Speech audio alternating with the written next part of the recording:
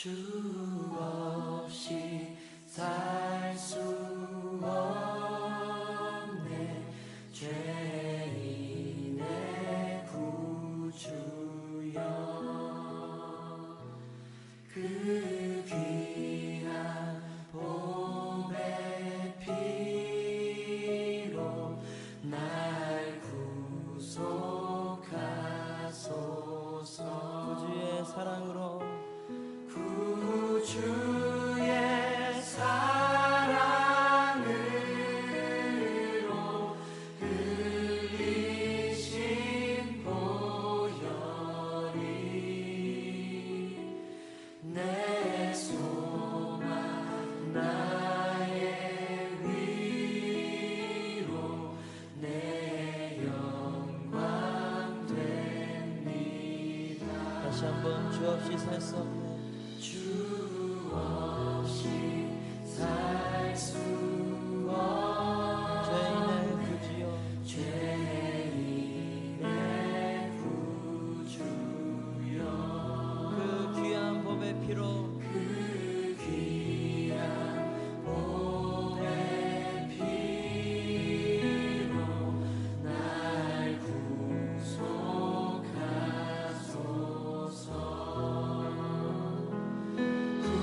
구주의 사랑으로 흘리신 보혈이 내 소망 나의 위로, 내 소망 나의 위로 내 영광 됩니다. 주님 없이 살 수 없습니다. 주 없이 살 수 없네. 주 없이 살 수 없네.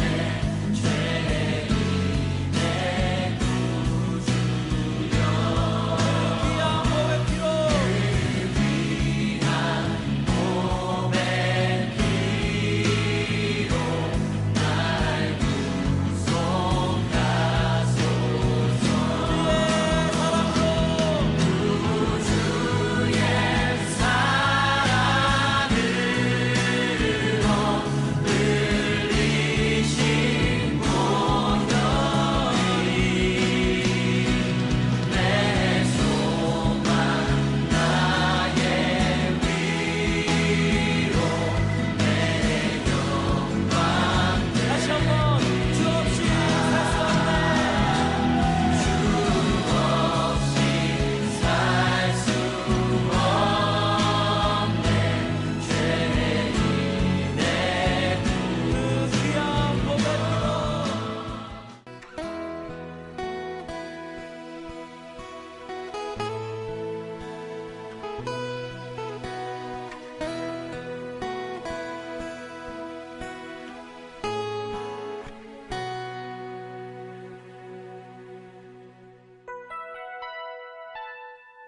내 갈급함 어느 것으로 채울 수 없네. 내 갈급함 상한 나의 심령에 내 갈급함 부르짖는 소리 들으소서. 내 갈급함 주의 음성 들리네.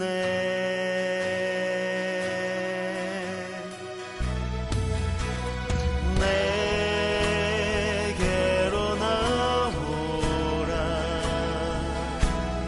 영원히 영원히 목마름 전혀 없으리. 내게로 나오라. 가까이 가까이 생수의 근원 되신 주께 내게로 나오라. 영원히 영원히 목마름 전혀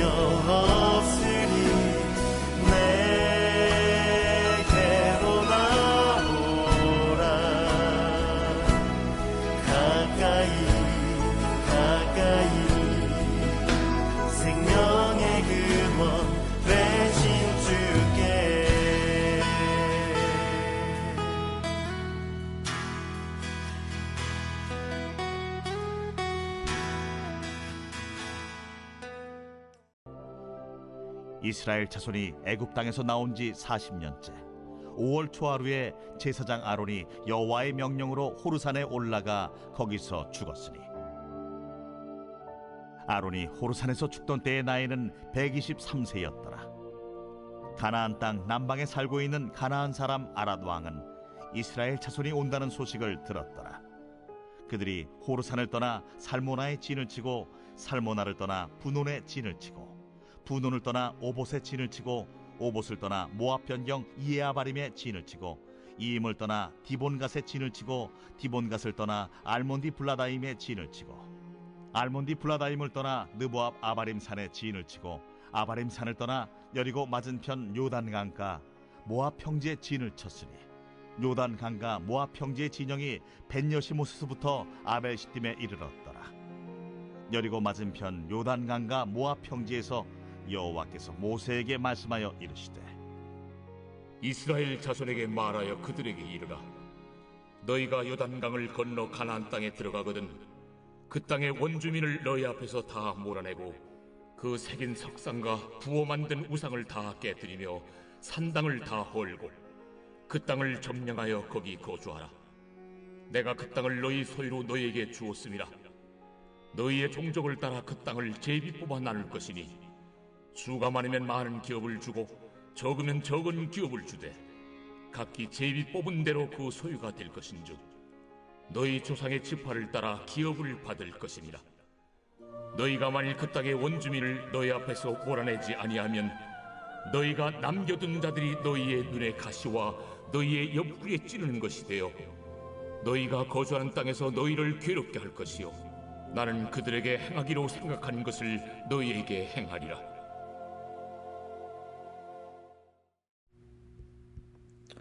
네, 본문은 이스라엘 백성의 광야 여정의 마지막 부분과 가나안 입성 전 전쟁을 위한 하나님의 명령을 기록하고 있습니다. 먼저 38절과 39절에 보시면 아론의 죽음을 이야기하고 있습니다. 이스라엘 자손이 애굽 땅에서 나온 지 40년째 5월 초하루에 제사장 아론이 여호와의 명령으로 호르산에 올라가 거기서 죽었으니, 이 아론은 출애굽 초기부터 모세와 함께 이스라엘을 인도했던 지도자였지만 결국 광야 1세대인 모세와 아론은 약속의 땅을 밟지 못하고 죽게 된 것입니다. 그리고 여호수아와 갈렙 말고 가나안 땅에 들어간 광야 1세대는 전혀 없었죠. 이에 대해서 히브리서는 이렇게 경고하고 있습니다. 히브리서 3장 8절 9절 그러므로 성령이 이르신 바와 같이 오늘 너희가 그의 음성을 듣거든 광야에서 시험하던 날에 거역하던 것과 같이 너희 마음을 완고하게 하지 말라.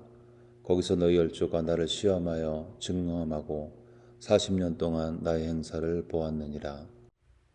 여기에 광야 1세대의 죽음을 통해 하나님께서는 신약을 살고 있는 우리가 마땅히 가질 태도를 명령하고 있습니다. 하나님의 음성이 들려올 때 우리의 마음을 완고하게 하지 말라는 것입니다. 주님의 음성이 들려올 때 우리의 마음을 부드럽게 하라는 것이죠.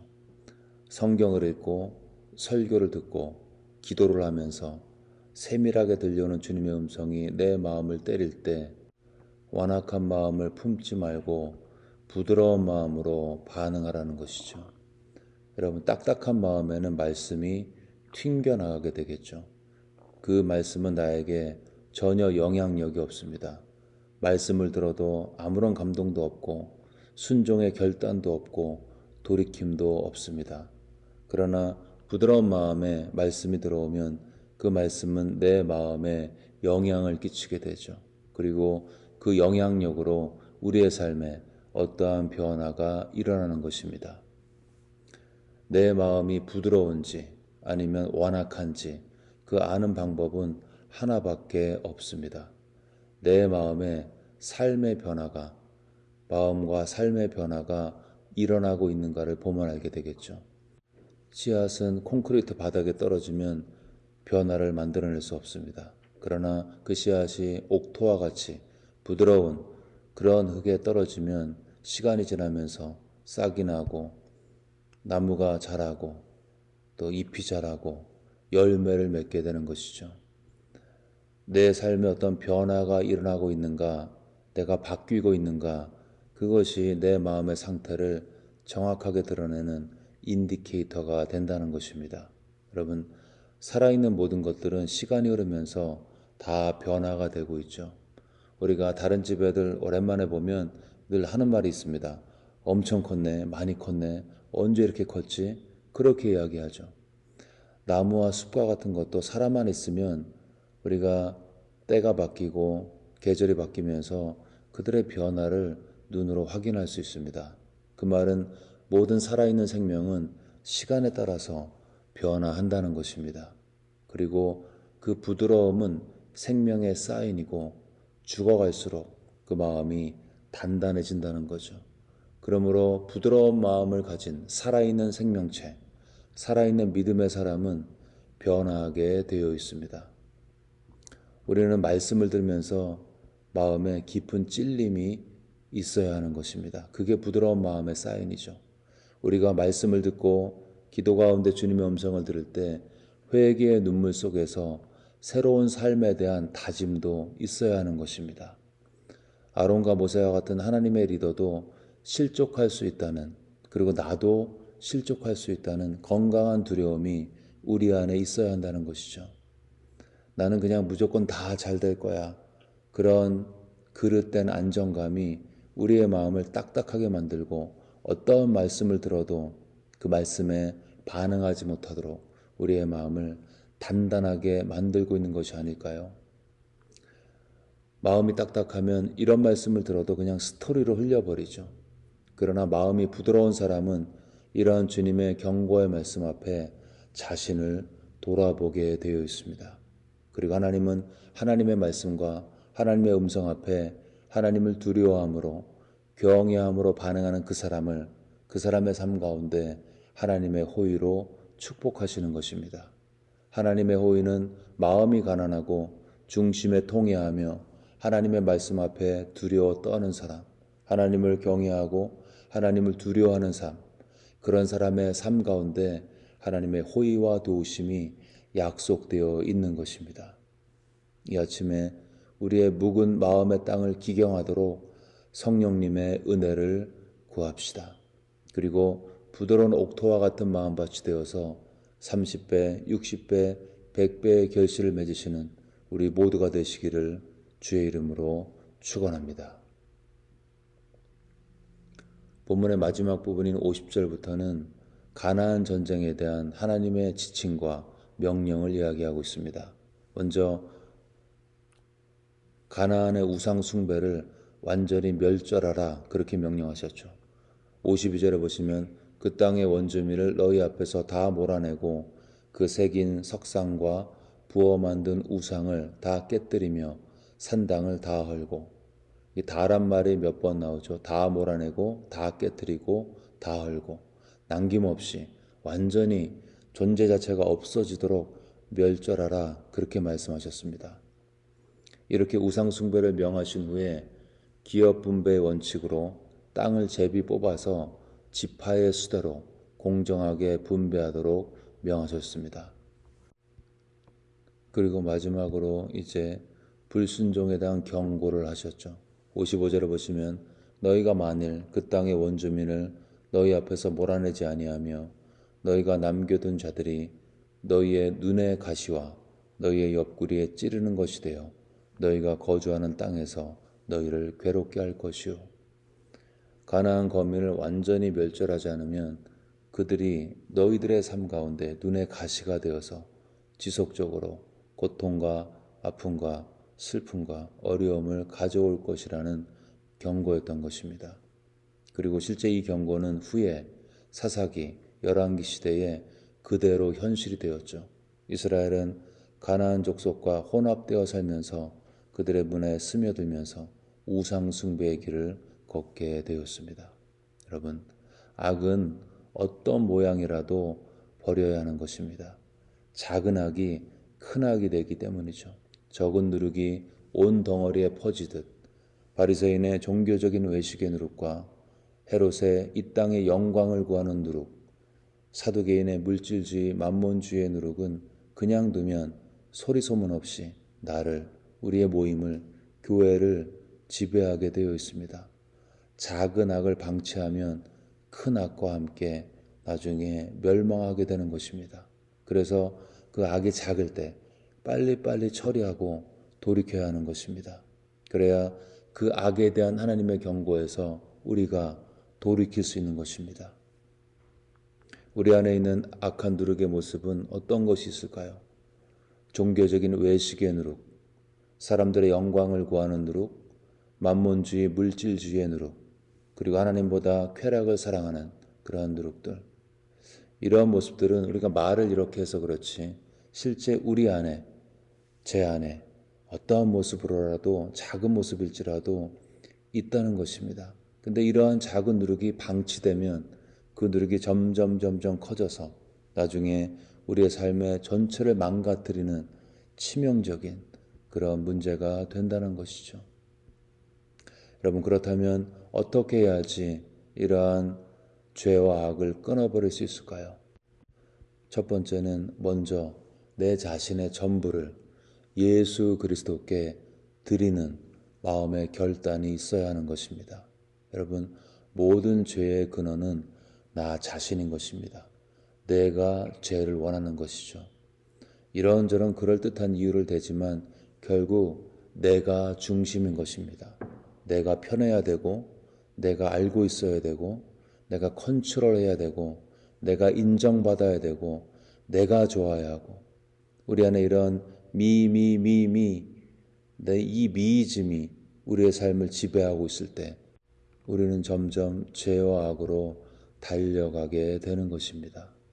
그러므로 죄와 악을 이기기 위해서는 먼저 내 자신이 아닌 예수님께 내 삶의 중심을 드려야 하는 것입니다.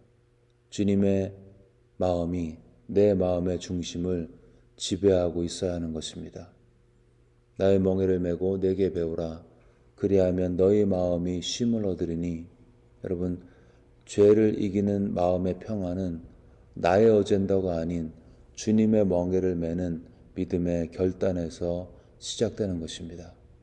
우리의 삶의 주인이 누구인지, 나 자신인지, 주님이신지, 혹시 여전히 내 삶의 주인이 나라면 이 아침에 내 삶의 왕자를 주님께 내어드리심으로 예수님께 삶의 주인의 자리를 양보하고 나는 종으로서 그분이 기뻐하시는 뜻을 쫓아 주님의 멍에를 메고 주님을 배우시는, 그래서 죄와 악이 우리 삶에 끊어지는 축복이 체험되어지시기를 주의 이름으로 축원합니다. 두 번째, 죄와 악을 끊을 수 있는 비결은 영적 전쟁을 알아야 하는 것입니다. 바울이 에베소서 6장에서 이렇게 선포하고 있죠. 우리의 싸움은 혈과 육에 대한 것이 아니오 정사와 권세와 이 어둠의 세상 주관자들과 하늘에 있는 악의 영들에 대함이라. 바울은 복음의 은혜를 안 사람이었죠. 바울은 신약 성경의 반을 쓴 말씀의 사람이었습니다. 그러나 그는 동시에 영적 전쟁을 하는 사람이었죠. 그는 아마 개인 기도 시간에 이러한 에베소서 6장에 있는 관점을 가지고 그렇게 믿었기 때문에 사역을 위해서 기도할 때 그는 믿지 않는 사람들의 마음을 혼미케 하는 어둠의 영을 인식했고 그를 위해서 간절히 기도했을 것입니다. 여러분, 사탄과 악령은 우리를 죄에 매이게 하는 것입니다. 처음에는 내가 죄를 짓죠. 그러나 시간이 지나면서 그 죄 가운데 악령들이 역사하게 되는 것입니다. 그리고 시간이 지나면 점점 나는 거기에 매이게 되는 거죠. 처음에는 내가 돌이키면 내 스스로의 결단으로 빠져나올 수 있지만 악령이 역사해서 내 삶을 잡아매면 그 상태에서는 아무리 마음을 돌이켜 하려고 해도 잘 되지 않습니다. 매임이 있기 때문이죠. 그러므로 바울과 같이 우리도 무시로 성령 안에서 기도해야 하는 것입니다. 이 강력한 기도가 주님 앞에 올려질 때, 내 존재를 주님 앞에 올려드리는 마음을 토하는 기도가 하나님 앞에 올려질 때 우리는 우리를 유혹하고 누르고 얽매는 악한 영의 영향력이 사라지게 되고 결국 죄와 악에서 승리하게 될 수 있는 것입니다. 여러분, 이스라엘은 하나님의 경고에도 악을 버리지 못해 그 악이 결국 누룩이 되어서 그들의 삶에 눈에 가시가 되었고 계속해서 그들의 삶에 고통을 주었습니다. 내 삶의 주인을 예수님으로 모시는 회개와 마음을 토하는 영적 전쟁의 기도로 어둠의 권세를 이기심으로 죄와 악을 이기셔서 우리 삶 가운데 하나님의 은혜와 도우심의 도구로 하나님을 체험하고 많은 사람들에게 주님을 증거하시는 우리 모두가 되시기를 주의 이름으로 축원합니다. 아멘. 네, 이 시간 들은 말씀 붙들고 기도하실 때 우리의 삶의 주인을 바꾸는 진정한 회개와 또 영적 전쟁을 인식하고 간절한 기도로 대적하는 그러한 기도를 통해서 우리 삶의 작은 죄와 악도 이기고 돌이키며 승리할 수 있도록 들은 말씀 마음에 새기면서 간절히 기도하겠습니다.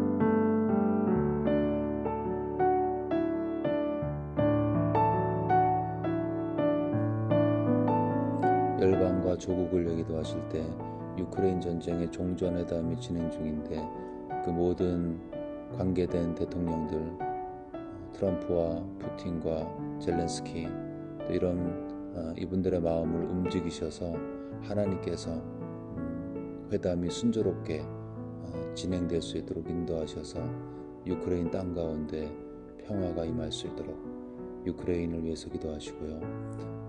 지금 관세 전쟁과 여러 가지 기후 변화 때문에 경제적으로 고통받고 있는 우리 주변의 사람들과 또 일방의 민족들을 기억하면서 하나님께서 그들에게 필요한 것들을 공급해달라고 우리 기도하겠습니다.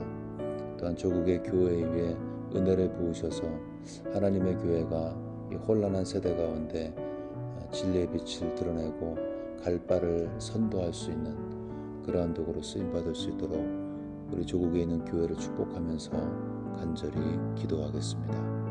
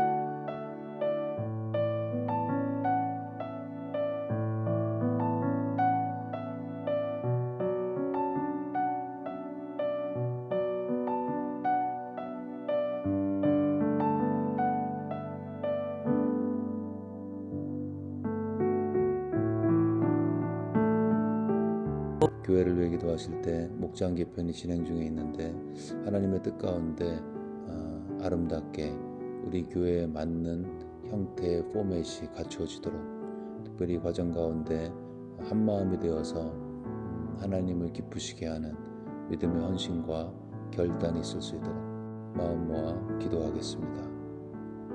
우리 아프신 분들 위해 기도하실 때 육체 질병 때문에 고통당하는 분들, 그들의 마음 가운데 주님 용기 주시고 힘을 주시고 믿음으로 기도하며 나가는 중심을 보시사 그들의 심령 가운데 육체 가운데 하나님의 치유로 함께 해달라고 아프신 분들의 이름을 부르며 간절한 마음으로 함께 기도하겠습니다.